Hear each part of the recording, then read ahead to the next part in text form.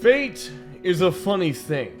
Everyone wants to believe they have some sort of preordained destiny set in stone, guided by the force of fate, leading them to become who they either always were, hidden to the naked eye, or never thought they could be. But fate is often revered as positive, even though it simply defines the outcome of our choices in consequential change depending on the path we chose to follow. But as the days cycle and the nights follow, as folks walk around dreaming of fate being in the form of fame, fortune, or power, they fail to remember one tiny detail. The trail they are forced by fate to follow is alongside my psychopath. Rotten swine. What? No! I do not cower. If I have to step over your corpse, Have mercy on this poor soul. strike them down! You dare show yourself. You will break. What's happening? What have you... You are exquisite.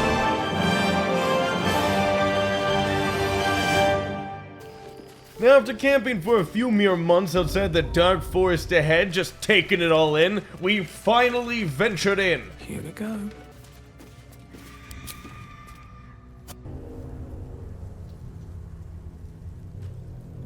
Of course, Will, being the big coward he is. This darkness, it hurts. You must feel it too. Wait, you're telling me that you don't just always feel that way? Regardless, we were then approached by a tiny weakling who demanded I tell them who I was. Are you the true soul?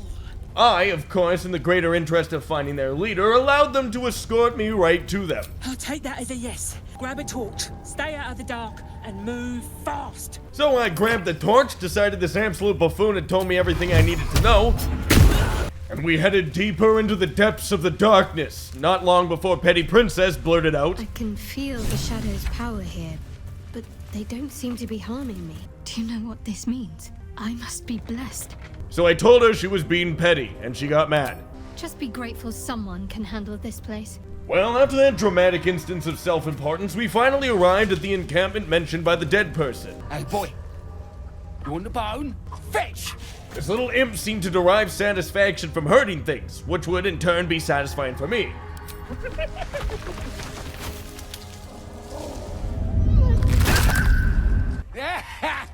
You see that blighter go? Swallowed whole by the shadow curse. That'll be Rizzle. Huh. Thought she'd be back by now. He asked about the dead lady, but she was already well. dead, so it didn't The matter. curse gets deadlier the further you go in. And likewise, I told him to go fetch the bone he threw.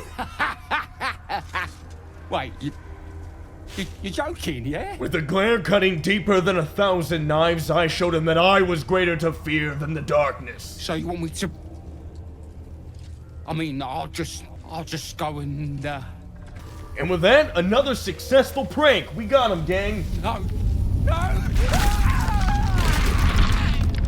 I met up with what I assumed to be their leader and heard about their mission to the Moonrise Towers, right where I needed to be. Forgive me, true soul. We are simply eager to reach Moonrise as soon as we can. I told him I would make this land my Lich King Fortress eventually. You will not get far without a guide. Yet they doubted me. The darkness here is murderous.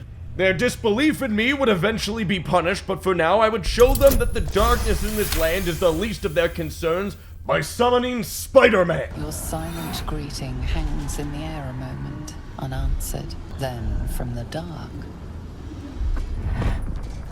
Yes, I hear them, Your Majesty, calling us. I'll be damned. God, a Drider. You have been charged with guiding us. Although everyone was in great fear, I knew this kind of beast well. Mostly because every creature is on the same killable level to me, so I naturally assumed they're beneath me. They'll do nicely. And with that, I demanded the beast lead me into the darkness. Very well. Gather the flock. Bless us again, Majesty. Shine your light. Protect us. Unfortunately, this thing was weird, They should stay closer, my queen. They should stay in the light. and I took great offense to that. We ventured slowly into the darkness, led by the light of the ugliest thing I had ever seen. They must And it keep just up. wouldn't shut up. And once again, like every other tour guide, we were led directly into an ambush. Looks like an ambush. Wait. Something's wrong. Harpers, attack! Kill the cultists and get that lantern! Heretics! Villains in the dark! They could be worthwhile allies. But defend the guide and you may preserve your cover as a true soul. I was then caught into a moral dilemma. Do I immediately betray Spiderwick Chronicles over here and causing us to potentially be lost in darkness forever and murdered by shadows, or... Actually, no, that sounds pretty great. Doing? We thought they were true souls! Traitors! Heathens! And so the battle began! Into the dark! I counter-fried the spider's brain right off the bat, but had forgotten about those absolute simpletons on the roof. No god can miss them. Guess that meant I just had to murder everyone here. And then their families later. Now, one of the goblins very conveniently chucked fire on us, a practical joke, so I joined in on the good fun and incinerated their entire battalion. Now, this spider was proving more of a hassle to deal with than I thought. Luckily, we had the power of poison, fire, knives, psionic blast, and what have you to keep him literally encaged in pain. Well, until, of course... Incredible. A light so radiant not even the curse can dim it. Or perhaps it's simply your imagination. Then some nerd bandit picked up the spider's lantern as if he had any right. He belongs to the Harpers, a covert organization dedicated to freedom and balance. I told him a lie right away to get him to drop his guard. Follow me. I know a refuge from the darkness. You can rest there. And then once his sword was away, I obviously told him I would kill him where he stood. Rotten swine. And so, yet again, our pathetic little tussle with the bandits had begun. A bunch of pathetic slobs wasting my time, really, and I didn't even have a moment to try that perfectly cooked spider yet. But alas, there I was. The only thing I could process was the fact that, did you know that the Earth fully rotates every 23 hours and 56 minutes? Now, the surface of the Earth at the equator moves at around 460 meters per second, 1,000 miles per hour. In order for the Earth to fully orbit the Sun, we would be moving at around 490,000 miles per hour to cover the 584 million miles it takes, resulting in our complete orbit every 365 days. With that in mind, Penny Princess shoved the final bandit off a 3-story building. We looted them for their useless belongings and picked up the lantern for ourselves. The lantern gives off a chilly glow. You notice a tiny pixie trapped within. Oh, please! Oh, golly me, oh my! You must release me or I'll die. You assume you have the right to live? I'll gut you like a 10-day-old if you don't release me right this moment! Well, I declared this fairy was annoying and I wanted to get out of here, so I ignored its cries. So let me out, or get ready for the third sundering! A threat? Coming from a 2-inch bean? You know what? You want freedom? Meet Freedom Rock! Oh, you lived. Now I've got glass stuck in my nose! It was so tiny. I ought to sink my teeth into your softs for messing around. But all this fresh air has me in a good mood. What do I owe you? She was obnoxious, and all I could think about was that I forgot my bug swatter at home. Oh well, we do have hands for a reason. As you catch the tiny thing between only a finger and thumb, the hope she had all flickers away. Would you be happy if you were freed from yourself? And just like that, I murdered the only way out of here, just cause she was looking extra squishable today. Well, with that, we wandered aimlessly into the Shadowlands of things that kill you instantly if you go too much into darkness. Which sounded more and more like a metaphor for me as I thought about it. The lands were mostly dead. It seemed like nobody could have lived here for very long, and that thought gave me great joy. Now, there wasn't even much loot, and the only interesting thing that happened along the way was... You should leave now. I should have left when I still could. Huh. So anyways... I can feel it. The absolute. Shut up, Will. It's just your stomach. Eat another stick or something. Its power is strong here. But then, of course... Oh, you again. Playtime's over. Absolute's cult has gone and grabbed one of Zariel's assets. A devil. And a powerful one at that. And you're getting him out. Okay, so why would I ever care about anything you care about at all? Well, your playmate's wasting precious time. Clause Z, Section 13. Should promised soul refuse obeyance or neglect... You think your nerd talk scares me, Discount Lilith? I'll make it simple. Will fails or refuses, and he turns to a thick blob of stink flesh and sinks to Avernus. She cannot afford for Will to fail this mission. This may be your best chance to negotiate Will out of his pact. Did I friggin' stutter the first time? Oh, and what condition is that? Your mind links with Will's, drawn in by his increasing panic. So I devised a scheme. Will relaxes. I knew I needed to instill Will with false hope, and this was the best way to do it. Interesting. Now, why should I go letting my favorite pet off his leash? Because you're a big dumb idiot who's way over her head and will end up losing all of her power without me. Incredible. You actually think you hold the winning hand? Fine. Clause F, Section 9. And then she went on and on about more dumb book stuff, assuming I was listening to a word she was saying. You've heard of this provision, better known as the You First clause. Now, to Moonrise, pet. And then she left us, like the coward she was. Gods. She makes a mockery of everything the blade stands for. He was clearly being a sore loser about this, so I just asked if he died right now, would his fate still be that excruciating, never-ending pain? Not just rot. I'd have to fight. One of those mindless blobs clawing at demons on the front lines of the Blood War. Unless Mizora actually fulfills her promise and sets me free. But I'm not going to celebrate till I'm actually free. She won't let me go without making a fuss. Trust me on that. Huh. Well, anyways, let's get a move on, gang. And with that, we ventured onwards further into the Shadowlands, away from safety and right into immediately some kind of giant castle, which would soon be evicted. That's far enough. I ran into some clearly inferior beings who questioned my intentions. His thoughts invade your own, probing for purchase. Your parasite purrs in recognition. My apologies. Welcome back, true soul. What news? That's right, I'm above you. Kneel, dog, and move out of my way. Right enough. You'll find Z'rell in the audience chamber, true soul. She'll be wanting to hear from you. In her name, soon it would be my name. And so in my name, I burst through their doors into the poorly lit and smelling of cherry vape foyer, filled with people wanting to talk about some head honcho. The Absolute herself called us here. They cannot stop us from seeing Z'rell now. Ignoring their pathetic trifles, I barged into the main sanctuary and straight up to the throne. I did as I was told! Followed every order I was given! The facts suggest otherwise. Take it up with Mizora! Enough! A blast of mental energy washes over you, filling the room. Your tadpole squirms, urging you to obey. You failed to retrieve the artifact. You failed to protect your true soul. You do not deserve to live. Huh. You know what? Maybe these folks weren't so bad after all. I gave them my support in whatever this was. As the General's attention shifts to you, a memory stirs. A memory of this room.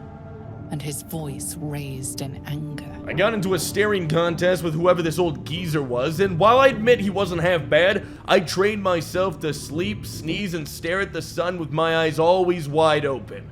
I'm surprised to see you again, true soul. I would remind you that while in my halls, you obey me, just as you would any other chosen. I'm sure you will enjoy watching my justice enacted. His smirk says everything and nothing at once. I know exactly who you are, and I will never tell. He questioned my authority and tried to play his trivial little mind games with me, but I wasn't here for idle chat. I was here to watch whatever this was unfold, and now. Kill them. Quickly. What? No! Well, that didn't quite go as I thought. Maybe I misjudged it. Ah, there it is. It seems as though this guy was a bit tougher than simply getting murdered. I'm so sorry, my lord. She's an unbeliever outside my control. Try again. So the little miscreant did, and once again failed the strength check. He then squashed her like I squashed the fairy, with great joy. Dispose of the rest as you see fit. Or better yet, let us take advantage of our surprising guest and their particular creative genius. I am quite particular. I'm sure the results will send a clear message to the troops. Now this was more like it. Waltzing into a random trial and getting to be the discount executioner? Could this day get any better? You heard the General. The goblins are yours. Deal with them however you wish. I might look mentally insane on the outside, but I was giggling like an alcoholic who had just murdered a town on the inside. Here in the seat of the Absolute's power, your authority over them is complete. Yes. They will obey any command. Yes. Report to me upstairs when you're done. Yeah, you ain't gonna do anything drastic, are ya? We've been nothing but loyal. I'm the one who told a random bard to dig out my eye with a spoon I got off a dead guy because it itched. I'm the one who genocided 3 factions because I forgot alliances were a thing. What I do here today will be forgotten in the blink of an eye. Your existence isn't drastic, it's dramatic. No, please. And so, in the spirit of the moment, I simply asked them to slice themselves open like poorly aged cheese.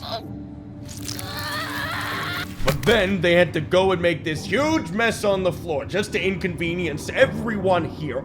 In another lifetime, you were greeted in this throne room like a god, not the living wreck you are now. Your disgrace has something to do with this ketheric.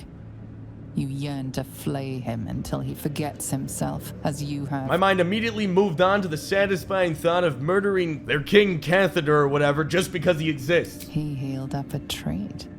He could enjoy your cuts forever and a day. The seat of the Absolute's power, occupied by a general that cannot be killed. But his followers are flesh and blood. And Papa Smurf was right. It was, in fact, true that we were gonna have to kill the unkillable, which made the hunt all the more worthy. I climbed their pathetic tower and approached Catheter's right-hand puppet orc. The goblins. Tell me how they suffered. No, better yet, show me. Of course, she made me livestream my brain to her in order to show her my murder finesse. She even became a tier 3 sub. As she settles on the memory of you commanding the goblins to die. Oh, I like you. That was inventive and efficient. But it was trivial, to be honest. A child could have done that. Well, at least a child not bitten by a venomous snake. And what a fine child it would be. You came here to answer the Absolute's call. Let's see what you're made of. She parts the folds of your mind again, touching your wants and hopes, tasting them. Once again, she live-streamed my brain, but was like awkwardly licking it and stuff. But alas, she was on to me. My absolute faith was garbage, and she was about to find out if she did any more digging. So I conceived the vilest thought I've ever imagined to make her retch internally. Making small talk with Will. Exploration. The Absolute fills your mind, but you have doubt and anger in your heart, not love. Then, in her fear of me, I deceived her. Honestly, it was easy. A child who just murdered 3 goblins could have persuaded this to do it. Control your emotions. I have already been blessed to stand in her presence. It was bliss. She gave me everything I wanted. Everything you wanted? You selfish, half-witted simpleton. Just to mess around with her, I made her show me her powers. Why not? She gave me the power to cut the thread of life with a thought.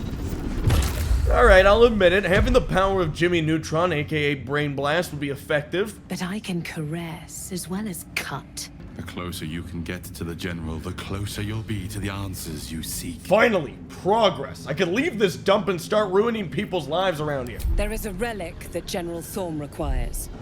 Go there. Aid Balthazar if you can. And bring the relic home. You'll need a moon lantern to survive them. Take one from Balthazar's chambers. But don't pry. The last person who snooped into his secrets lost their head. I believe he uses it as a chamber pot. Well, this Bathmaster sounded delightful. And so I looted the brain-blasted ogre, broke into the Bathmaster's room, but he actually wasn't there. So I just robbed him blind, set off all of his traps, easily escaped because he's clearly an idiot, and finished stealing the rest of his stuff. And so we set off to desecrate these beautiful lands. But merely moments of adventuring later, we stumbled upon your typical free Canadian healthcare center. House of healing from the looks of it. Here to see the doctor? Are we poorly? Are we desperately poorly? Join the line, and you will be seen. Well, this was as convincing as it was enticing. Very. But because I'm not known for standing in lines, unless of course it's a line of that sweet, sweet powder, we instead ran around the entire building to find the back door. On the way, we bumped into your typical folks waiting in line for the walk-in clinic. You know, vile auras of oblivion, shadow-cursed humans, and Derek. Unfortunately for them, I am not patient, or kind, or tolerant of others, so in a ball of fury and flames, I incinerated them like the dogs they were. They tried to fight back, but to no avail. It was like fighting a bunch of sick and injured people. Easy and entertaining. And finally, we vanquished their Luigi's Mansion-looking leader of a ghost and looted their sorry hides for what little they had.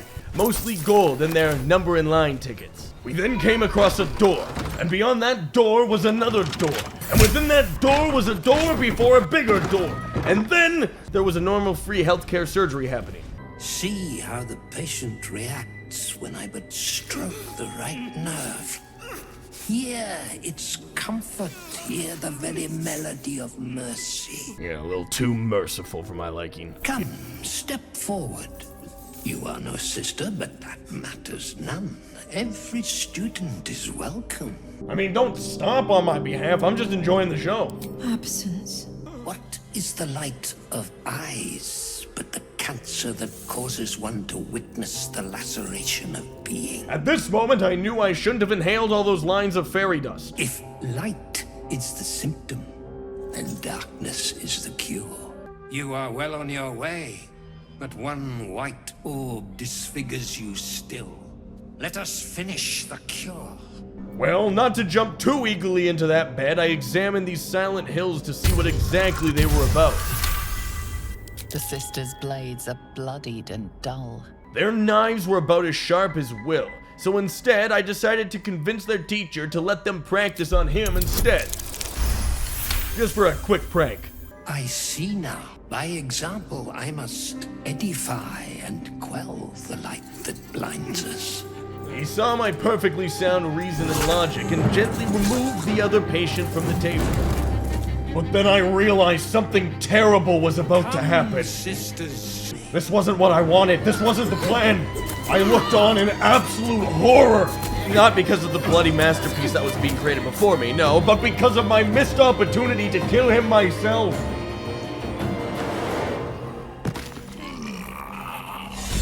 Ah well, free loot never hurt anyone, unlike those nurses. The great cure.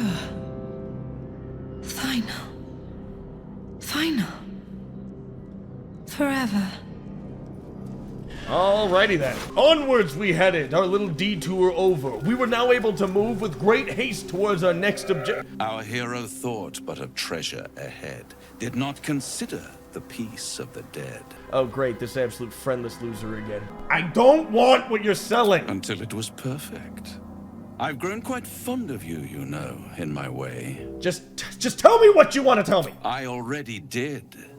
If, through the dark, you go creeping and awake what is sleeping, chances are many more graves than yours alone will soon be fed. Your words are garbage to me, just get out of here. As you wish. Well, that was annoying. So anyways, I made some hard drugs, shoved a parasite into my brain, met a talking skull who wouldn't shut up. Mizora, whoever you are, leave. Not wanted, not needed. And ventured deep into the darkest depths of the crypt. But then, of course, Will, on purpose, messed up the trap and flooded it with smoke and poison. He would pay dearly for this very easy-to-make mistake. So finally, after Will making heaps of mistakes, we solved some kind of puzzle thing and found ourselves on an elevator heading deeper.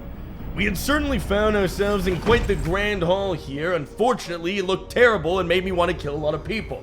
Like, tons, just absolute heaps of them. I then found treasure and ran right at it. Will, that was all your fault! I then commanded Will to run into it for punishment. Well, anyways, I quickly defiled a tomb, but in the course of that happening, Will set off another trap. His reign of stupidity was cramping everything, and also probably that parasite I ate. We ran around the room trying to figure out any way out, and behold, the biggest door! The door above all others! We successfully made our way through peacefully into a massive fight with giant men like bats that we obliterated with extreme prejudice and style. Because that's what this is all about at the end of the day. How proud would Tony Hawk be? Naturally, this room was filled with shrooms, so I filled my bag as full as possible, reminding myself of all the good times I've forgotten due to them. Then Penny Princess could not shut up while my intrusive thoughts were speaking. She betrayed her sister. Feed your bodies and rest your minds. Lady Shar needs her warriors strong and ready. Well, there was some random shrine to some random deity that I doubt any of us actually cared about. Place of offering to the Dark Lady. Are you talking about me? May she embrace the entire world. Well, I tried praying to it, but all it made me do was get a little glow up, so ultimately disappointing. But stealing the blessing from Princess felt pretty good. But then, biggest door, a 9 out of 10 without a doubt. Lever, action, and everything. And it led us straight into a skeleton army church congregational meeting, and possibly potluck. A friend. An uninvited friend. I do not request help. Well, I wasn't offering, so don't go assuming. I will see if I have any use for you. Unfortunately, the Earth decided to tattletale to the enemies our location and summoned a bunch of portals, allowing umbral terrors to access the room. Now, there were heaps of them, just everywhere, constantly hopping through portals faster than we could kill them. So I had to initiate Plan B, kill everything faster mode. And with that, the absolute senseless and merciless slaughter reminded me of something incredible. The fact that, did you know that the more commonly known Aurora Borealis is specific to the northern magnetic pole, but most people don't realize that there is indeed a southern magnetic pole version referred to as the Aurora Australis, both creating the same ionospheric collision of electrons with gas atoms, releasing the light that creates our aurora. So anyways, I brutally made mincemeat out of the final justiciar and watched as the grand circular door opened before me, revealing some kind of guy on creatine. But my question, was it edible? But after jamming heaps of dead people possessions into our overflowing chests of things we'll probably never use but keep anyways, I tucked away for the night only to be visited by none other than Papa Smurf himself. You found the seat of the Absolute's power. Ketheric Thorm is clearly important. But I wonder if there's more to it than that. In the hope of him giving up hope himself, I told him to do just that. But unfortunately... Of course not. I just hope my powers last long enough to see this through. Then I just threatened to turn him over myself. You'd turn into an Illithid before you know it. Darn you and using facts and logic to keep me making informed decisions. This is not just about you and I anymore. Okay, first of all, this was never about you. You must infiltrate Moonrise Towers, discover the secrets of the Absolute, and put an end to it. Do not let my efforts be in vain. It all depends on how I'm feeling that morning, honestly. And with that, I woke up back to my gorgeous reality of being in a deep underground cavern about to confront a necromantic tub of lard who seemed to have had a terrible accident trying to open up a freezy with his mouth. Finally, we can talk face to face. Not just any true soul would have succeeded in following my path through this place. Bathmaster was clearly an idiot that couldn't see my brain leeches, so I just smothered the cat in the bag right then and there. Ah, you're a leech. How dare you? But yeah, technically. But there's always room for improvement when it comes to the flesh. I don't even know how he could possibly believe that when he looked like the Joker had a one-night stand with a pentagram body pillow. You are a true soul. There is no excuse for you to not recognize your betters. I am Balthazar, Chief Advisor to General Thorm, and entrusted with a mission of utmost importance. So then why are you cowering in here like a coward, you pansy? I do not cower. I plan, I command, I create. Well, then create me a scenario worth hearing. There is a relic here, one which General Thorm desires. No, needs. Well, that sounds like a you problem. Fine, if it'll spare me your bleating. Unfortunately for him, I was beyond okay with violating the Sharniva Convention and was prepared to commit exactly 47 war crimes on both him and his insignificant others. Go then. You'll be back once you've had another taste of Shar's hospitality. And just like that, we waged war upon how many countless enemies. Let us make short work of this. Oh, Bathmaster ran like the coward he was, alright, but that was okay, because the more they run, the more they beg when they're but the last one in the room. It will be a kindness to put an end to your follies. Bathmaster yelled out over the pain screams of his dying allies, completely missing me with what pathetic power he had. Realizing Bathmaster wasn't actually the smartest guy in the room, this flesh behemoth was, I disposed of him like he was an afterthought, immediately forgetting who he was a moment later. I incinerated the behemoth and then dispatched the few remaining peasants. And the fight was over. All I remembered was that some guy was in here somewhere all over the walls, and so I took his stuff. I faintly recall him telling me about the power to kill some immortal king, and so fellas, I know what we're gonna do today. I did try to reanimate the guy, but he was too weak-minded, so I just pissed on him instead. Is that blood? And we set off for killing an immortal man. Heading deeper into the great halls of wherever the heck we were, we came across some kind of weird statue of a lady holding a bowl. The bowl contains an ancient, rust-colored blood stain.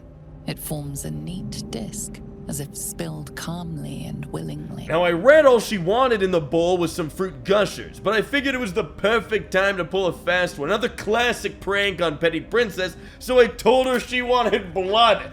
And she fell for it like some kind of complete idiot. Well, we then spent the next 5 hours of our existence fighting not enemies, but the mind-numbingly putrid puzzles that they put in here to prove our worth. Well, I wasn't about to bend my knee to learning something, so I just forced my mortal carcass over and over again into the labyrinth of stupid teleportation without hesitation. After ignoring all the rules and not submitting to the logic here, I arrived at a big door, easily lockpicked through it, and retrieved the gem of something rather, a true find. The first trial completed. The first sign you are worthy. Did you guys hear that? It sounded like some kind of incompetent false god trying to speak with me. Anyways, we found ourselves at yet another puzzle room. This bowl asking for eggnog. I need to do this, same as before. Once again, I made Petty Princess give her blood. Now this was a puzzle more my style, cause it wasn't one. It was just about murder. And if killing people makes you a puzzle solver, then you can call me Sherlock Holmes, because I was better than that stupid god anyways. And with that, we beat the crap out of that puzzle, got the gem, and moved onwards. We came across a pack of rats, so of course I first studied their behavior. It's just a rat. It was a rat. Then I studied its appearance. It was still a rat. So I killed them all just because I figured that that's what they wanted. And of course, lo and behold, another puzzle room. Another bowl. This time the sacrificial bowl was asking for a grande pumpkin spice latte with a third whole milk, a third almond milk, a third soy milk, 2 extra shots, half cream, double blended crunch frappe with extra ice, behold the spice, 2 pumps honey blend, 2 shakes cinnamon, decaf drip white mocha. So I just gave it Petty Princess's blood. After that, I jammed a bunch of knowledge into any open pores on my body and resumed with the puzzles from hell. Instead of looking at the puzzles for but a millisecond and realizing that this was actually incredibly simple, I once again threw myself at it like I was some kind of hacky sack at a summer camp. No reason, no logic, no accuracy. Just pure intention to eventually whale someone in the face and call it an accident.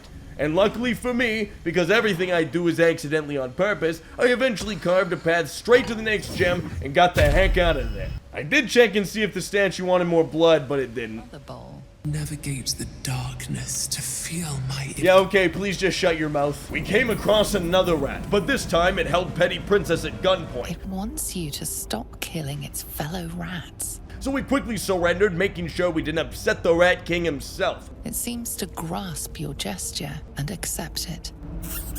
This act of sparing a creature we could have easily crushed made me feel conflicted. So we barged into an entire library filled with inferior beings that would almost make up for the sparing of the life of a singular rodent.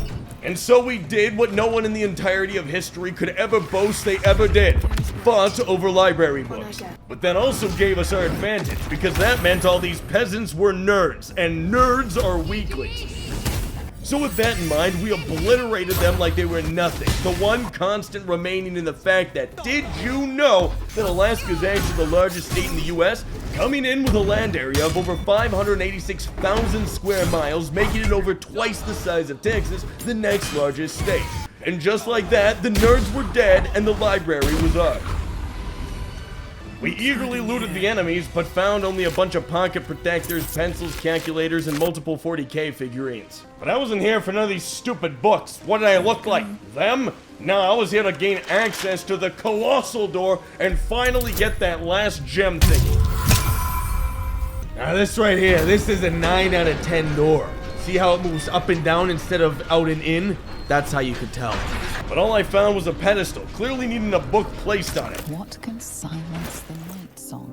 Well, if there's one thing I wasn't about to do, it was read. So I just started slapping anything and everything down until eventually a 6 out of 10 door opened before us. But there was no gem in here, just a bunch of useless trash that Shar must have chucked away.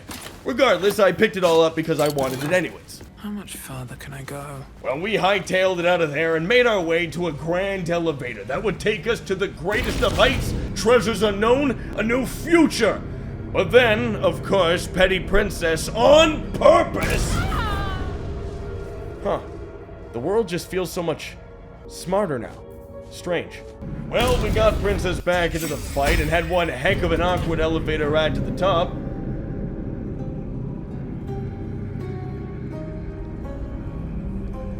And then we wandered aimlessly around the great halls of this forsaken undercroft, and the only hope in my mind was that there were no more puzzles. Petty was running out of blood here, and I couldn't be bothered to get what she actually wanted. And then we eventually stumbled across the Orb Incubator. On the altar is an inscription. Brave the gauntlet of your Lady Shar. The Gauntlet of Shar.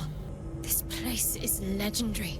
Even with half my memories locked away, I still remember the stories. The Dark Lady's finest warriors arose from this place. Now I'm here. Wait, what? No, I zoned out if you started talking. This is my destiny. I must complete the trials. Nah, I'm good. You don't understand. This will help free us from our infection. Wait, helps? If I prove myself to Lady Shar, she'll bless me with power. Power? Huh, okay, that sounds like more of a me thing, if I'm being honest. I jammed the gemstone into this thing and activated an elevator, as well as Petty Princess's annoyance mode. No, this is different. Very different. It's fine. But we're on the right path. I'm right where I need to be. Under Lady Shar's gaze. Literally couldn't care less. Please stop interrupting me when I'm ignoring you. Now, hopefully, we were on our way. This must lead to the next part of Shar's gauntlet. We rode the elevator and arrived at a larger orb incubator, as of which I proceeded to jam more orbs into, being one short. So we rode the elevator all the way back up. This was Will's fault. His absence of a singular functioning brain cell landed us in this mess. So I just decided to call it a night, try to channel all that anger into having the worst nightmares imaginable, you know? But all it did was summon that murder-driven psycho demon. You called for me, milady? A redditor? Oh, it's just you. I first reprimanded him for being so tardy lately. My murderous spree has run a little dry. Those words sting, though they are true. I vow I will say your name 1,000 times in prayer before I rest tonight. Good. That is sufficient. I come here, for I wish to bring you another powerful tithe. But I cannot grant you this prize quite yet. You must do something divinely unspeakable first. Oh, great. Just what I was looking for. In fact, the reward is just a bonus, honestly. Ah, you are such an eloquent and well-mannered master. You will receive a royal prize for killing this pretty girl. That hideous monstrosity? Is it even human? Isobel. She is too precious to live. I mean, technically that's my general thought application to all living things. Fear not. Her death will fill an entire village with piles of bodies. You adore piles of bodies, Master. They have always been your favorite. It's not enough. Be true to yourself, my lady. And just like that, I had a wonderful and restful night's sleep. But then I woke up and saw Will's face, and immediately I needed to kill something. We continued onward to find that last stupid gem in this dung heap of a palace, and wandered into a presumably very safe room. So much blood. What the hell has been happening here? What's this? Fresh entertainment? A new arrival, then? You burrow too deep, little rabbit. This on specimen looked like I could try a conversation with it. There's something else, almost hidden by your fear stink and sulfur. Raphael! I can smell him all over you. Where is he? Great. More idiots making life about things other than me. That perfume trickster swindled me. Careful. I'm not sure we want Raphael as an enemy. As petty as Princess was, she was right. Raphael needed to die by my hand. Tell me what I want, or I'll feed you to my pet over a 10-day and keep you alive to watch. Wait, that was it? Big demon-looking guy, and that's the best threat you can come up with? I do that to my companions on the best days! Bold of you. Stupid, but bold. And just like that, the great fight for... Well, I actually wasn't quite sure what we were fighting over here other than the satisfaction of slaughter, so that, I guess. Yeah, just good unadulterated murder. Now, this was a bit of a tight spot to be sure. We had the murderous brother of Tony the Tiger in front of us, a bunch of imps on the other side, and then the fat brutes up top looming like cowardly vultures. However, this time, I would be the one feasting on their corpses after their demise. The hilarious little insignificant peasants also seemed to lack even the slightest ability for combat, so they all just gathered together like vegetables on a cutting board, and I tossed them into a blender. They were but seasoning for my main course. Before long, we had quite literally eliminated the tiger and well over half of their army, if you could even call it that, and all that was left was a couple of half-wit, half-pint, half-alive, soon-to-be-dead guys. Oh, and their boss too, I guess. However, Big Boss seemed to become self-aware during the fight and realized the horrible position he was in, pushing me like a pansy and then going invisible to try to escape. Luckily, Will managed to spank him right out of his little room, allowing me enough time to take all the glory for this kill. And I was magnificent. Then, of course, to ruin the moment, Petty Princess got hit with a tactical nuke. With that, we quickly polished off the rest of his pathetic forces like the worms they were, and looted their corpses for, well, mostly a bunch of garbage. I mean, what did we expect? They are uncultured cave-dwelling swine. Besides, they weren't much more than cigarette ash at this point. I did find the final gem, though, so that was a bonus. And they had a large sacred throne, so I took a dump in it. With that said, we meandered on back, rode that incredibly giant, tedious elevator, shoved the final orb into the orb incubator, and finally gained access to yet another typical shrine room to Shar, who is quite the horrible puzzle maker. I need to pray. Then Petty Princess decided to pray, of all times, right now, right when we could be throwing bloody ogre parts at the statue for fun. Only by Lady Shar's grace did we even make it this far. So instead of letting her pray, I just invaded her mind. You feel your mind slip into shadow hearts. But you are not the only one present. There is another. Ancient, commanding, rendered from purest darkness. Shar. Take my spear, step forward, and strike down the Selûnite. And be wary of your companion. She pries in your thoughts. Oh, okay, I see how it is, you entitled cretin. That wasn't for you to hear. She was clearly emotionally unstable and filled with a logical rage, so I told her to calm down and called her stupid. You will not stand in my way.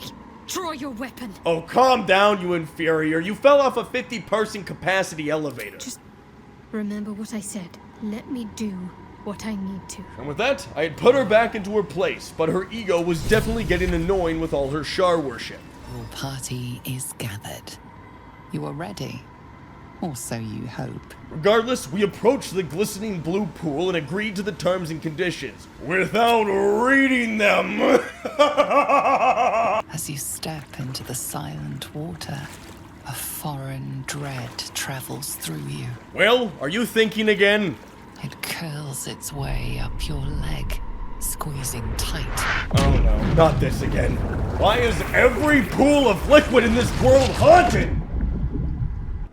I woke up somewhere strange. Oh wait, never mind. This was just Papa Smurf world or whatever. I've been here before. Lady Shar. I can feel her all around. This is the Shadowfell. No one cares. I feel lighter, unburdened. As if the softest push could send me drifting away. So anyways, turns out we were light as feathers here. So my immediate reaction was just to hurl myself off the highest point I could. As we went further and further down... A little bit farther. See my actions, Lady Shar. Hear my words of faith.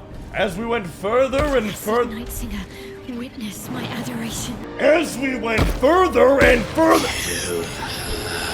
Can you all just shut up for 5 seconds? My heart of falsehoods. Descend. As we went... I have vanquished you. Okay, now she was on my list. But it didn't matter. We had arrived at the Sacred Lady or something. I have felt you coming. The first in a century. Oh great, we got another one of these to deal with. You, who have come to seek the praise of your wicked goddess. You, who have come to drive a dagger through my heart. Not a dagger, a spear. My Lady Shar's spear. Hetty's levels of annoyance had really started grinding my Her fate gears. is mine to seal. Let me handle this. To be a dark justiciar is to turn your heart from everything but loss. And there is much she does not tell you. A terrible blood price that may extend beyond my own death. You feel Shadowheart bristling. This is important to her. Nah, I don't think so. You've come too far for me to actually let you succeed. Cannot allow. This is my mistress's will, my life's purpose. And why should I care? If I have to step over your corpse to fulfill what Lady Shar asks of me, so be it. Your choice. And with that decision, Petty had just signed her death warrant. What a shame. I forgot to strip her of her loot first. Ah well. You lay low the Dark Lady's messenger. Your ally. Your friend. Friend is a complicated Perhaps word. you wish to slay the nightsong yourself, Shar. Well, sure, but first I need answers. Are you truly the only one who can kill the immortal guy? Then your task is done. Lay a hand upon me in camaraderie, and I will be free. Okay, well, then I'll just leave you here, I guess. No! Please. A century I have known naught but sorrow. Rage. A century have I been Ketheric's captive. Release me, and I will kill Ketheric Thorn. How will you fly this place without my helping hand, when you have exhausted yourself with foolishness? Well, sure, foolishness sounds good to me. And so I beat the ever-living tar out of the nightsong for the next couple of hours, and she just grew angrier and more vengeful with every blow. But what was she gonna do, hit me back? Was it everything you hoped for? Was it sweet, Sharon, to murder a paladin of Selûne? Her daughter, her sword. Yeah, pretty good. Congratulations. When the time is right. When your daughters are grown, and your chin sprouts whiskers dark. When your teeth are yellow as corn and your sleep grows short, and your days are long and weary. So, that is when this immortal will visit you, Wait. Sharon. Hold that thought.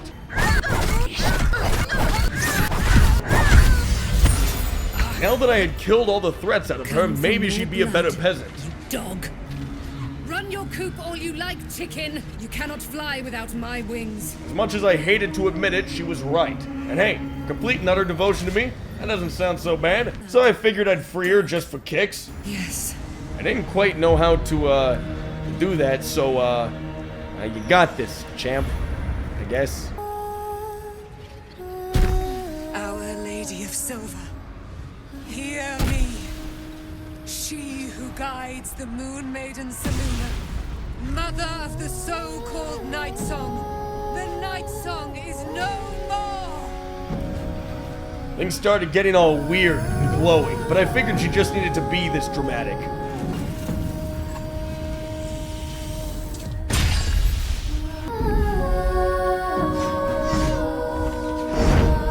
It was mesmerizing, beautiful, like watching an orphanage in flames. I am resplendent.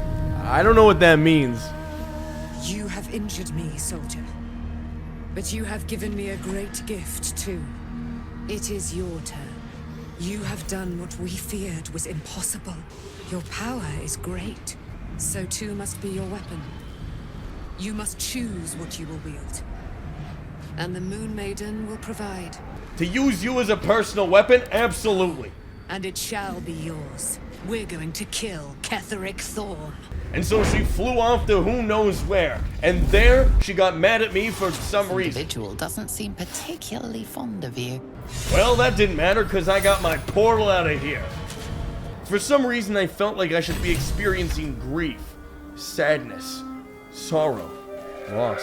Oh well, I was finally forging the proper trail of destruction in my wake, and half the time I didn't even know what I was doing. We made our way back to Moonrise Tower to commit atrocities beyond human comprehension, but I was stopped by none other than Bird Goblin. Wretched thing. Oh, precious liege, look at you. I cannot allow the master to forget duty and keep carousing like this. The Moon Maiden Isobel. She is all but alone now. It will be easy. Her protectors have left. She thinks she can defend herself. She cannot.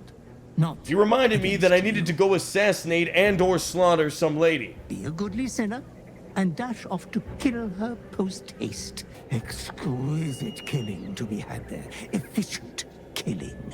This tower will still be here for you to bombard when you return. He was right. This tower could wait. That lady could not. And far be it from me to ignore a little senseless murder. Please, my liege, do not disappoint your father.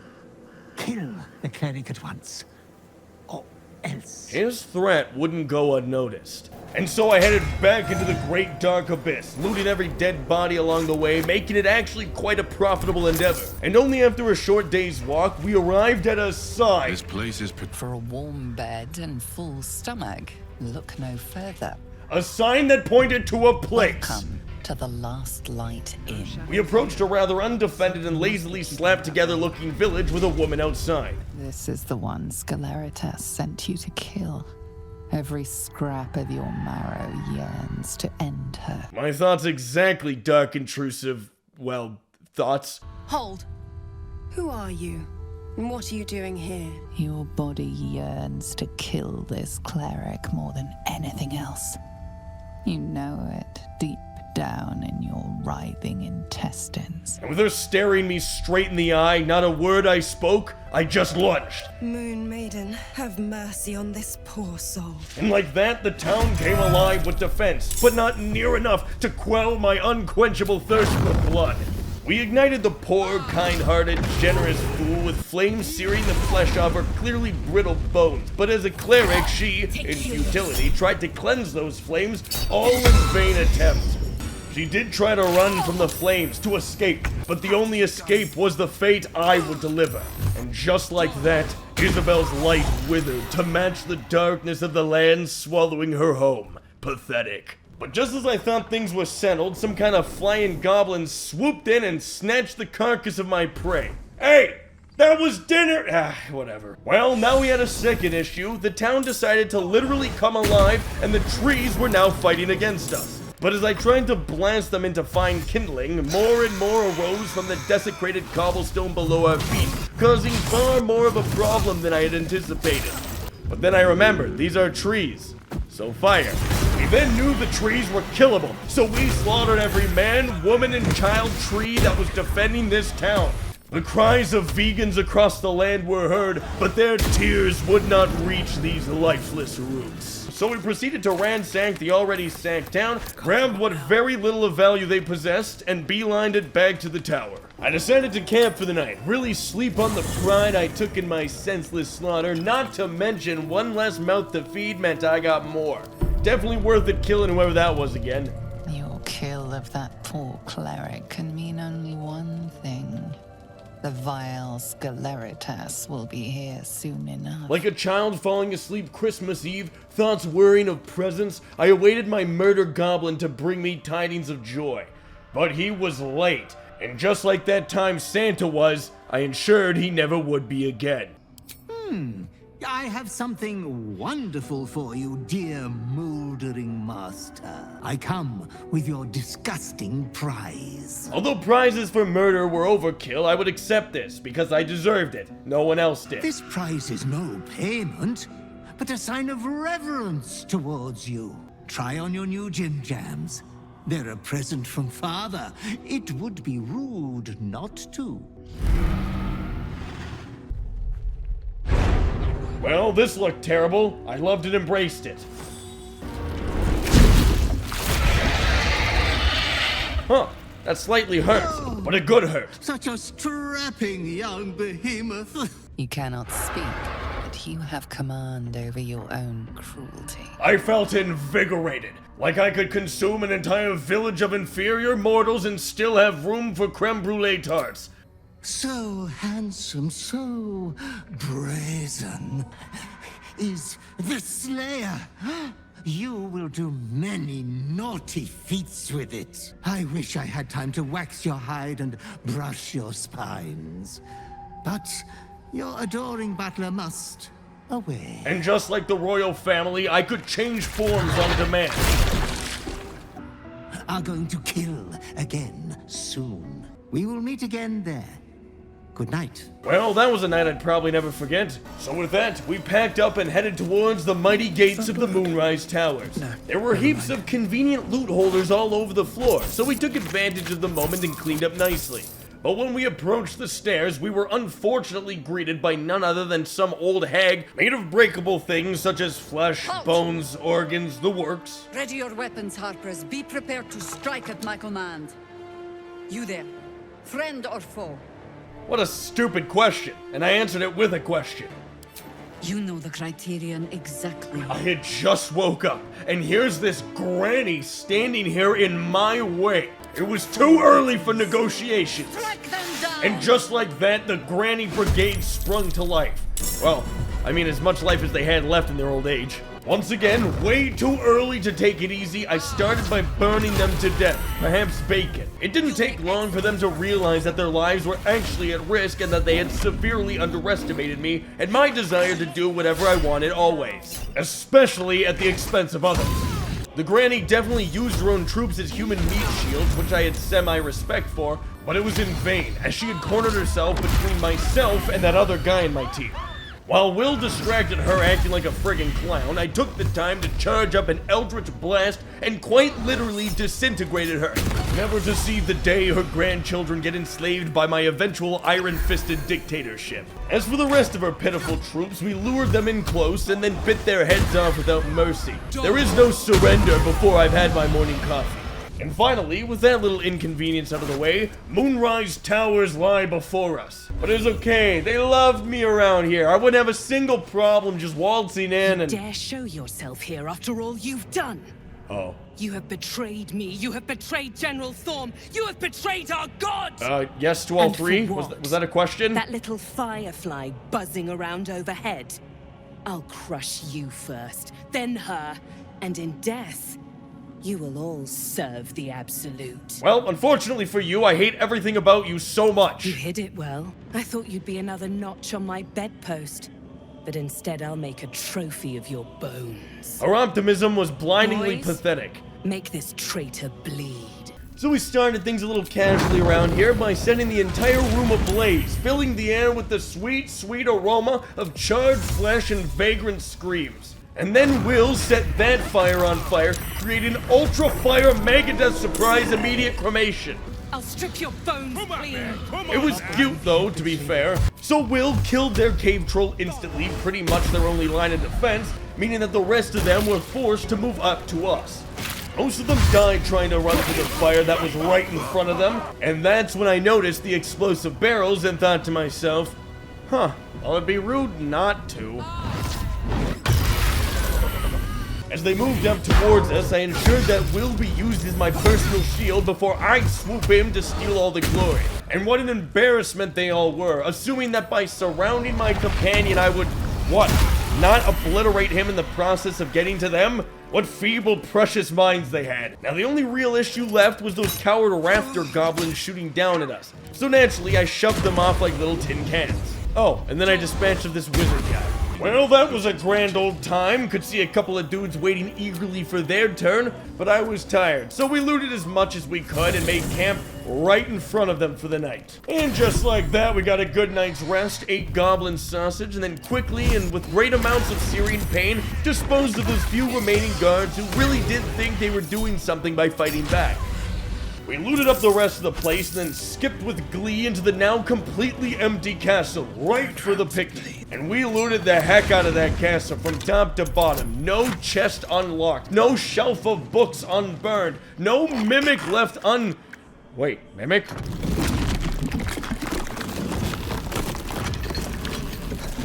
Oh, this was incredibly awkward, because my hair dye is actually made with the blood of these things, so obviously I had to put it down.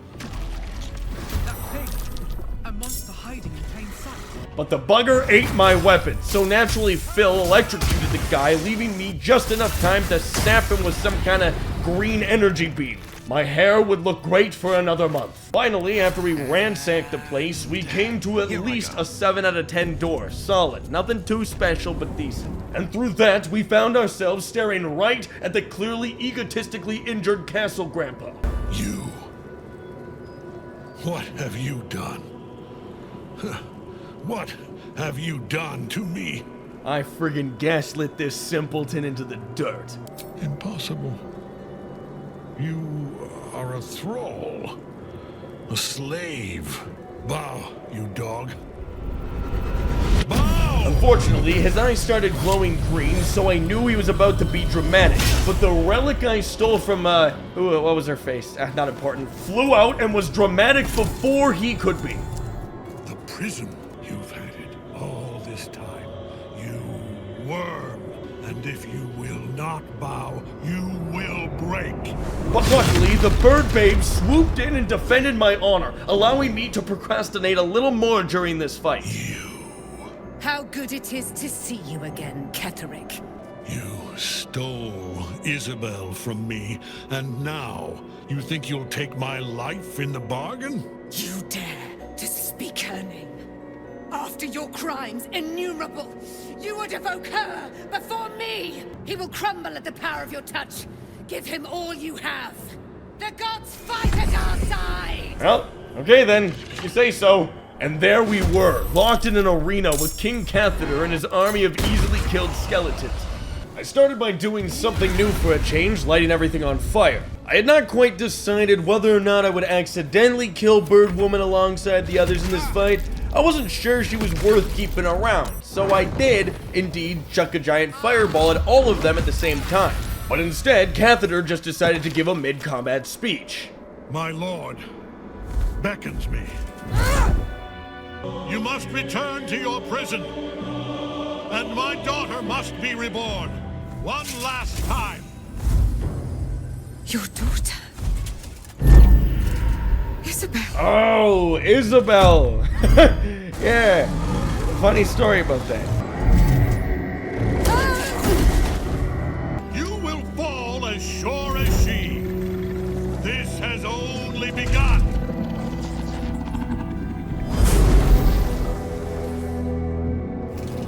That tentacle was colossal.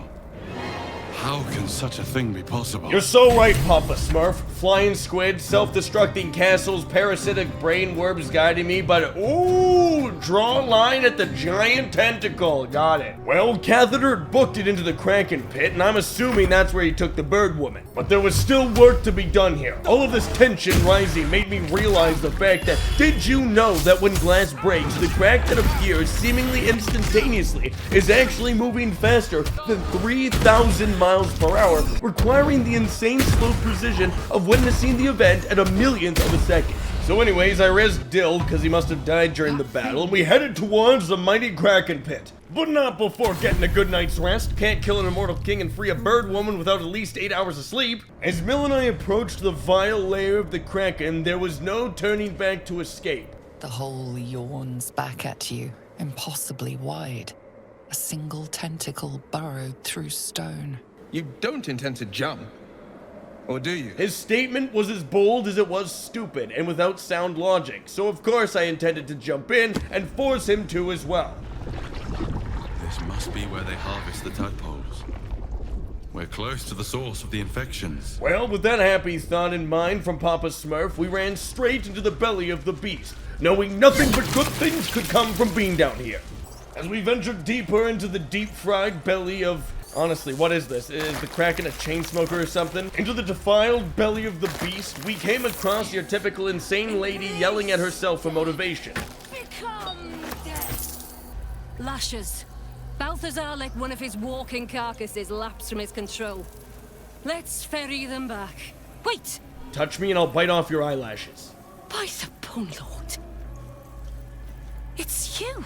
Her confusion confused me. I thought I'd never see you again. I wanted to keep you for myself. But they shipped you away. Ah, this was the lady that shoved me in the pod and called it a day. Well, with the way I always assume everyone is just dumb, inferior, weak, and pathetic, I played dumb to stoop down to her level. Poor stupid thing. Why is it even here? I thought we sent its pod away so it could be used elsewhere. Its simplicity, its fear, it's thrashing its own head against its pod, cracking its skull again and again in a futile attempt to escape. So I acted even dumber, but my mind was already breaking trying to match her IQ. How precious. Sweeter than any woman who still has her brain. I think we have to put you down, though, dear one. Something must have gone wrong for you to have wandered all the way back here. This won't hurt a bit. Though, I don't suppose you can feel much now, anyway. Well, I learned absolutely nothing from that. It's time to kill everyone in the room. Turns out this wasn't just a singular scientist lair, but a whole herd of nerds gathering to do beautiful, vile things to the stagnant humans trapped in those pods. So, Jill and I absolutely wiped the floor with these absolute buffoons, and all that without hardly even having to try. Their futile attempts to even remotely strike us were met with far equal force sent right back at them, causing most of them to crumple immediately under the sheer knowledge of us just being better than them in every way. I took great joy in slaughtering the people who kept me enslaved in that pod. I forgot this, they were all dead. There wasn't much loot around these parts, and honestly, I just wanted to figure out where the heck this pulpy trail led. This necromancer was a grunt in the scheme of the horrors enacted against you. Surely they kept the reserve of human pods around here just for people to play with. And just like that, pod person. Mizora? You're Zariel's asset. My dumb little stinker. Took you long enough. Now, by Grazit's cock, get me out of this thing! I'll do it, and you'll set me free. That was the deal. Yeah. So, get to it already. Well, this was a rather beautiful twist of fate, meaning her fate specifically in my hands. The controls are open to your tadpole's command, to your authority. My authority was flawless. Not just anyone could commit multiple accounts of genocide without remorse. I examined the buttons. You can make no sense of the symbol. This was too beautiful a moment to end quickly. I wanted to cherish a little practical joke. Will? Hells. What's happening? What have you... It'll be fine. Just live in the moment. Please, no! Please! It's just a prank, Gil. Don't be such a...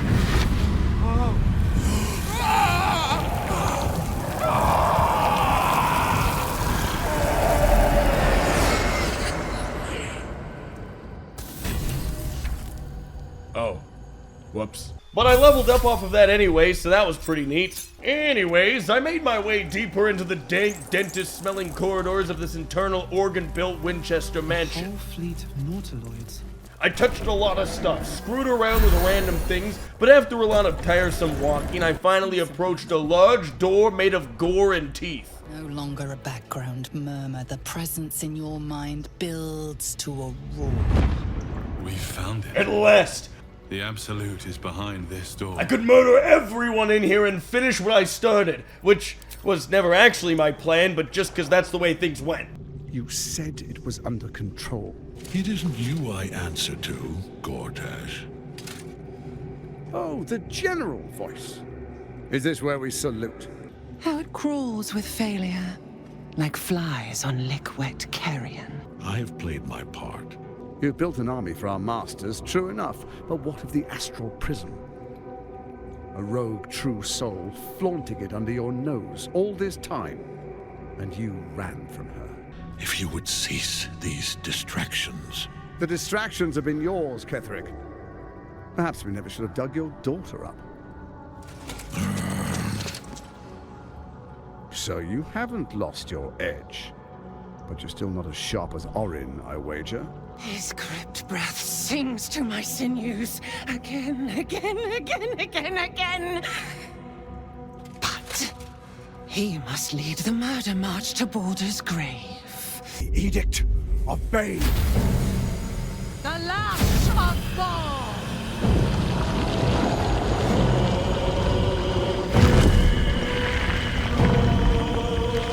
That's when they, before my very eyes, summoned the Mother Brain. I knew where I was. I was in the depths of Kurian on Zeus. I knew it, and what a specimen it was. I wonder how it would react if I just cut it open. The Testament of Merkel! An elder brain. One of the cruelest and most powerful creatures in existence. Enslaved by mere mortals. Don't worry, I'll just kill it. There we are. Who preserve us? You wag your word flap in vain, olderling. Once the worm holds the whip, your shredded flesh will serve us. Wait, don't give him that. I deserve it. Oh, what a waste. Do try not to sulk. You're supposed to be the fearsome general come to conquer the city. And like that, the 2008 vampire Thanos himself to who knows where. It is time, faithful ones. March on Baldur's Gate. We go to prepare the way. Well, that looks terrible. Regardless, here I was, standing before King Ketheric, ready to kill an immortal loser that history would forever forget. What is it, I wonder, that draws one toward death like a moth to light? I don't know. What drew ugly to your mom's face? I will kill you now. Well, there was no time like the present. I immediately used cloak because I noticed something glowing in the distance on the other side of the battlefield. I meandered on over, slinking by a bunch of brain dogs, climbing I don't know whatever the heck these intestines were, and lo and behold, it was Bird Woman, defender of... Well, she was in prison, so I guess no one. And so I freed her, beginning the great revolution of Braintown. I scanned the pitiful troops of Ketheric, all cowering in their corners like punished children, so obviously my first course of action was to give myself the power of flight. Not because it was practical, but because why not? Birdwoman wasn't messing around and went straight into a pack of brain dogs, quite literally obliterating them without mercy. 4 measly skeletons sat atop a ridgeline, chucking rocks and stuff at me, so instead of turning the other cheek, I flew right up there, Eldritch blasted 2 of them into oblivion, and then cataclysmically decimated the other. Bird Mom had her sights set on Ketheric, and that's exactly where she went next, unfortunately resulting in her getting knocked unconscious and then getting wailed on with a hammer.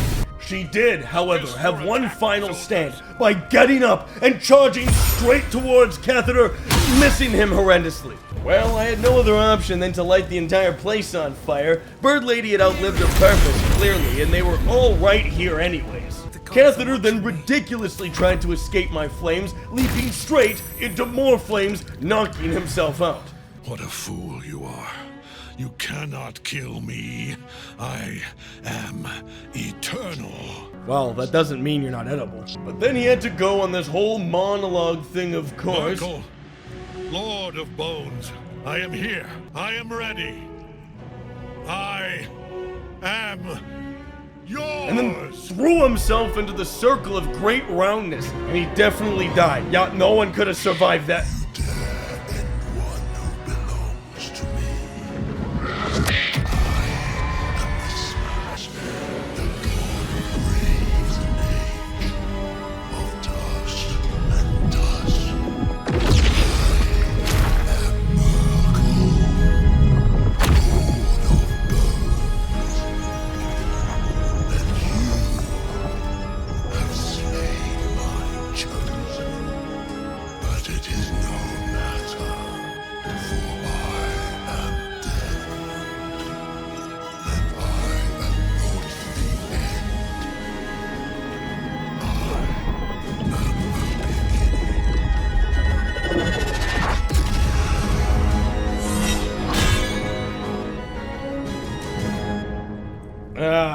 Friggin' A. Well, this appeared to have become what I like to call a situation. It was just a big regular skeleton, to be honest. This guy definitely evoked strong emotions of making me want to kill him, so I figured that was just the right course of action. I started by blasting this squidward off a cliff so he'd stop slobbering all over me. However, what I didn't anticipate was this thing to have a sniper rifle. Oh, and a huge combustible ripcord. Luckily, my flame wall had maintained its course, continuing to fry both the massive inconvenience and the bird woman, a 2-for-1. I tried my best to avoid what this thing was selling, which would happen to be pain, and climbed up and down the ladder of intestines to prevent getting pulled right towards me. Now, I'll be honest, it would have been nice to have those two, what were the names again? Yeah, it doesn't matter. As human meat shields. Then I wouldn't have to keep taking the brunt of these blows. Now, the issue wasn't even the giant inconvenience. It was that it kept spawning babies all over the room. Luckily, I had the power of using a ladder constantly on my side. But just as things started to look like they were in my favor, he goes and does this. And I lived, Lich! I didn't have a lot of time left, though. Bird Woman was in flames. He was spawning babies faster than a kid in Minecraft Creative, and my crock pot was 30 minutes past. It was time to bring out the real weapons. A ball of slime I found somewhere. Well, that only seemed to piss him off more than I expected, and he immediately began to use everything he had back at me. The field was crawling with skeletons, and in a moment, my life flashed before my eyes as one nailed me straight in the face. It was getting a little close, so I felt like it was time to wrap this up. But my best magic wasn't good enough. I had to dip into the only thing I knew could slay this inconvenience. Go! Easily crafted smoke powder bomb! The behemoth stared at me as in disbelief at being defeated by a little kid's plaything. It screamed and wailed in pain as it embarrassingly evaporated like a stupid cloud. The big dumb idiot cloud. And it spat Catheter back at me, who was clearly expecting a better outcome. Death cannot take me. I am its master, my lord. Hear me. No, don't hear him. He's annoying. Nothing. I am forsaken. You have no idea what you've done. I'm sure it's fine. Isabel. He kept saying his daughter's name like he didn't know I killed her. Oh wait, maybe he actually doesn't know I killed her. And just like that, there were no consequences I had to face for my actions. Ketheric's netherstone. It's in his armor. Take it. Now, Papa Smurf told me to loot Catheter's armor, so it'd be rude if I didn't pry it off his dead body. But unfortunately, his gore was sticking to it, so all I could get was this weird-looking crystal thing. In death, the body is cooling. But energy radiates from the stone. And then there it was. You might even say, out of the blue. Remarkable. Truly. Now the picture comes together. The Absolute is neither god nor man. It is the Elder Brain you saw. Held here by those three against its will. It has been dominated. To master an Elder Brain, to subdue it, our enemies are formidable. I don't care if our enemies are form-fitting. I'm gonna stab that giant brain until it does what I want. Ketheric was Merkel's chosen. I know Lord Enver Gortash, an arms dealer and a slaver. The other is a mystery to me. But the way she spoke, it's most likely she follows Baal, the god of murder. Which means the Absolute is a front for the gods of death. And our enemies are chosen of the dead three. Well, then I'll kill them and make them the dead three. We must take their stones. If we fail, everything ends. I was already sold. I don't know why he was trying to oversell it. I will be your shield, but you must be the sword.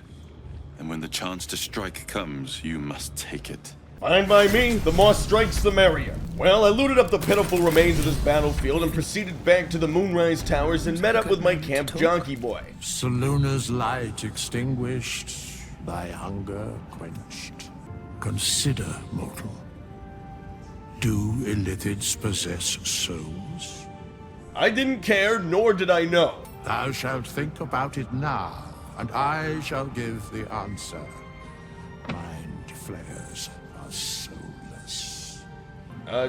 Okay, cool. So anyways, talk to me about my servants. Very well. Choose. After losing What's-Her-Face to kicking her off at Cliffside, I needed a new healer. And it seemed like the best choice was this absolute unit of an orc.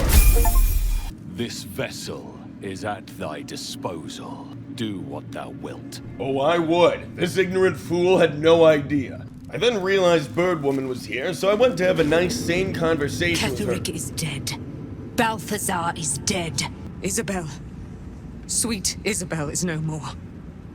But we we live. Okay, so about Isobel. Listen, go to our camp. There's 2 empty sleeping bags you can choose from. Oh, and don't mind the lizard murder circle. You certainly will. Well, I souped up my healer orc with a bunch of garbage I found on some dead guys. Slightly frustrated I didn't loot my other healer before murdering her. We went back to camp so I could stop my internal and somehow external hemorrhaging, as I seemed to feel slightly injured. However, as I approached Bird Woman... Seems this individual doesn't think very highly of you, but few can resist a well-timed gift. Well, lucky for her, I had a gift. Your offer appears to be of interest. Let's make it a good one. A gift of a bunch of garbage I didn't need anymore, but she didn't need to know that, absolute idiot. And she accepted it, like it was actually good.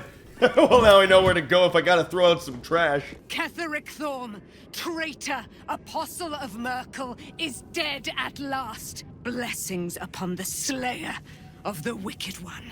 Yes, I am quite literally the best, aren't I? We are a powerful party indeed. Faerun itself trembles at our touch. Somehow I had forgotten I killed What's-Her-Face, so I just keep it that way. With that said, my new healer orc, Orcathy, and I headed back to the castle to loot up any remaining corpses I either missed, and so we made our way out of the shar forsaken dump littered with all the bodies of those I slaughtered on my tear for power. The road to Baldur's Gate is up ahead. No turning back once we start down that road. Until my better-than-perfect vision eyes spotted what only could be an ambush. No doubt to steal my loot. And specifically, my loot. So we snuck around and went to the top of the bridge, and there we laid down heavy suppressive fire upon the elvish scum lurking in the shadows. The great screams of agony reminded me of the fact that did you know that traditionally Scotch whiskey is distilled twice, but Irish whiskey is distilled up to 4 times? This is the very reason that the Irish claim that their whiskey is a smoother, purer, and more suitable whiskey than others. And well, what do you know? They were all dead now. We looted up their lifeless, pathetic corpses and proceeded onwards to the outwards. Then the thought-provoking question arose. The shadow curse still taints the land. Perhaps we could have lifted it. Tried. I said this sarcastically, as it was hilarious that this land would suffer in constant agony in my absence, just as it had done in my presence. And with that, we abandoned the sheer ignominious, unsightly excuse for a hazardous waste dump. Ketheric is defeated, the path ahead clear. You should be elated. But the sight of the land you leave behind does nothing to alleviate your sorrow. Because it filled me with pure joy. Everyone was dead, and I had a new pair of shoes. At long last, I was free of this realm, and things were going great. It had been a long, perilous journey. We lost a couple along the way, but if I didn't miss them, I'm sure nobody else really did either. I had new companions anyways, ones made of dead people, so convenient. And finally, I had arrived at some place important. Beyond the campsite, the city waits in uneasy silence. One sleep away. It felt strange to be outside again, to hear animals bleeding in the forest, feel the wind again, the grass between my naked toes. I needed to change this immediately. It was disgusting. But I had had enough of this. I was covered in blood, I was tired, and I hadn't eaten a thing in days.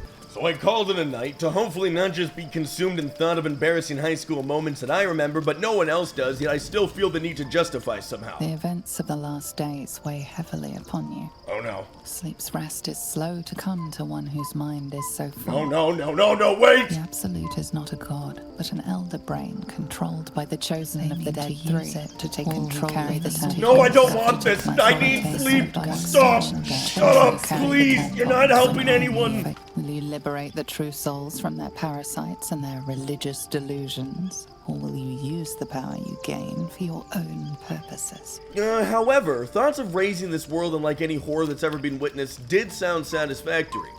Your blood swims hot at the very prospect. All you need to do now is sleep. Yes, sleep is good. But sleep is not for you. Wait, no, why?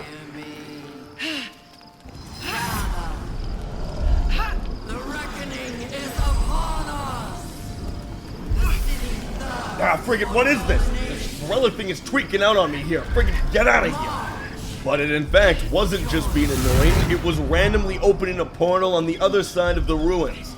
Along with sacrifices? Ain't no rest for the wicked, I guess. Your way to the portal. I need your help.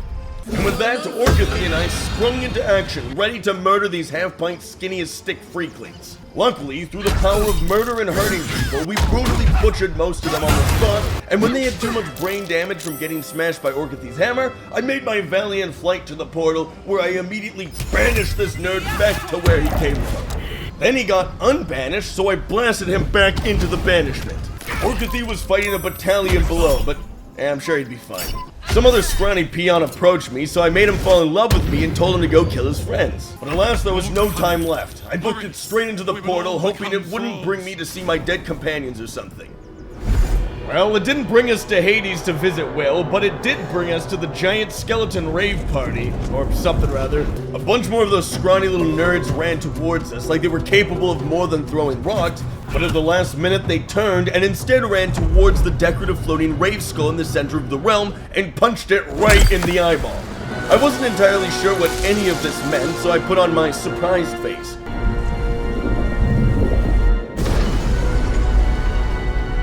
Obviously, that probably wasn't good, so we decided to beat the ever-living tar out of these pathetic morsels trying to lay siege to the giant skull, each of them being more pitiful than the previous. But as I approached the massive skull just floating there, a battle raged on the inside. A bunch of those get spanked things versus a couple brain dogs and a decently sized squid, by no means giant.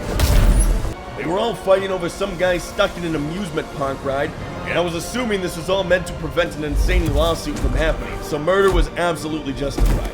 But finally, the squid had fallen, and it looked as though it wanted to speak to me.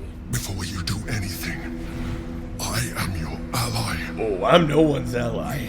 We are in danger. Wait, the githyanki is the source of our protection against the Absolute. I am the one that's been protecting you. Wait. I am the one that came to you in your dreams. Help me. It was Papa Smurf. I could recognize that smell anywhere. The weed, Taco Bell, Axe body spray. Unbelievable. You saved the Asima nightsong from her soul cage. Your continued existence as yourself, and not a mind flayer, should be all the proof you need. Destroy the god. They prevent me from subduing their master. Do it now.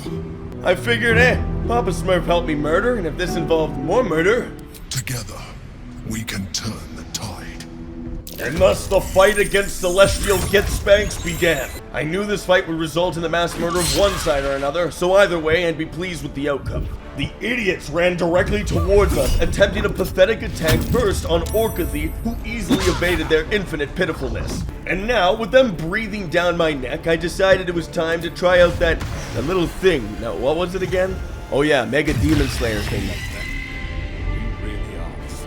Okay, what was that supposed to mean, Orcathy? Regardless, my bloodlust for endless slaughter, combined with the powers of a squid, would prove relentless to these morsels, simply bottom-feeding on what would be the vessel to their demise. One of them actually moved in to hit me, and might I say, that even though I was hit with a literal atomic bomb, it made me feel all the more alive. And with that, I indulged in a scrumptious bloodbath, and then leaving her in a pool of blood. I leapt and body slammed against Spanked, who thought she was safe on her high ground, although she did detonate me in a ball of flame, dealing a stupid amount of damage. Papa Squidward joined me atop the high ground as Orcathy continued to just chip away at whoever was still down there. We just pretend he's part of the fight to make his team morale decent enough to cook better later. I then hopped back down to ensure Orcathy didn't die, I needed heals anyways, and I observed Papa Squid's horrendous fighting tactics. He was a lot more killable than I imagined. But now wasn't the time for mutiny. I ripped and tore through the fragile bodies of my enemies, them hardly clinging to life as they fought in the name of their false god. And finally, after what seemed like forever, Orcathy killed one person that was already internally bleeding to death, and already probably in a coma. One of the Spanks tried to bludgeon Orcathy, but he deflected them straight into the ground, priming them for a brutality beyond belief. I lacerated the weak-willed victim, and then just watched his Papa Squid kind of just flew around, not really doing that much at all, to be honest. However, one of the final simpletons ran up and beat me right out of my Slayer form, which was a crime punishable by Eldritch Blast. They died instantly. Oh, then Papa Squid also killed someone. Good for him. I then got a close look at the trapped amusement park goer who was actually just being used as a Tesla coil conductor. Efficient and cost reductive. Thank you. That was too close. No, it wasn't. They were pathetic. Don't look at me like that. I am a mind flayer. Yes. Without me, you would be a slave to the absolute. Yeah, I mean, Papa Smurf did give off that impression of being some kind of weird demon squid brain thing. I suppose it was considerate of you not to bring it up before, and I ask that you do not judge me for it now. I was someone once. Someone just like you. Of course, like every squid demon overlord guy, he went into his lore. All about, oh, I was once human, but then I got squidnapped and sentenced to become a squid. Then there was a giant brain that told me to hug people's faces until they died of too much affection and brain damage. However, I was a good squid guy, and I talked with people and went to tea parties just to prove it. But then I was found out by XXX Emo McEdford001XXX, who beat me in a 1v1 for freedom and sentenced me back to the giant brain. It was your typical backstory. But I have grown fond of it. It encapsulates well who I've become. After all that, I figured I'd address the elephant in the room. We fought to tame Prince Orpheus, the son of Gith herself. His power has been the source of your continued protection against the voice of the absolute. The power to disrupt hive mind communication. A power she passed on to him, and that I leveraged for you. I am relieved. You have embraced your potential enough that you could help me eliminate them. Alone, Orpheus will be much easier to control. Okay, so what if we just let him go for kicks and giggles? That would be a terrible idea. The moment he is free, he will attack you. Your only defense would be to kill him. And in so doing, you would doom us both. As far as Orpheus is concerned, you are already a Lithid, a sworn enemy, just like me. Huh. The more you speak, the less I think of you as just a big, dumb, stupid animal. I appreciate that. You, too, should embrace this change. I guess don't knock it before you try it. Sell it to me, Squid Boy. I believe we'll have a better chance of defeating the Elder Brain if you embrace your latent Lithid potential. You have seen what I can do. Imagine yourself with the same strength, the same intelligence, the same devastating beauty. If you let me, I can evolve. Deal. Sign me up. Let's gouge out some eyes and do a striptease. You continue to surprise me. Your mind is truly something special. Now, hold out your hand. I swear, if you do a spit handshake, I will murder you. Oh, it's a little glowing worm. It wants to evolve, but it cannot do so alone. It must commune with another. I missed breakfast anyways. What are you? So I ate the worm right in front of him. A coldness seeps through your veins as the tadpole awakens, its yearning almost unbearable. Your mind is a veritable feast. I suppose, if it works. But if you had opened your mind to it, rather than consuming it, your allies could have taken advantage of its power as well. No, why would I want to share any of this with them? Besides, they're all dead. Where it touches, your flesh, glands, organs contract and flood with pure thought. You feel different. And it felt good. Your body has never felt more connected. You are exquisite. Shut up, Squid, I know it. You heard the Chosen. The brain has gone to the city, and the army marches to follow. We must not let them reach it. Yeah, this was definitely a good idea with no foreseeable repercussions. This land hadn't even seen a fraction of the atrocities I was about to commit. Oh yeah, hey Orcathy, forgot about you there. I did try to shatter the amusement park ride just to see if it caused some kind of worldwide catastrophic event. The rock resists all attempts to shatter it. But nothing, not yet at least. And so with that, we left the realm of the Papa Squid, bearing an overdose of evil so pure I could barely hold my excitement to march upon Baldur's gate. But before any of that genocide, Nug needed her beauty sleep.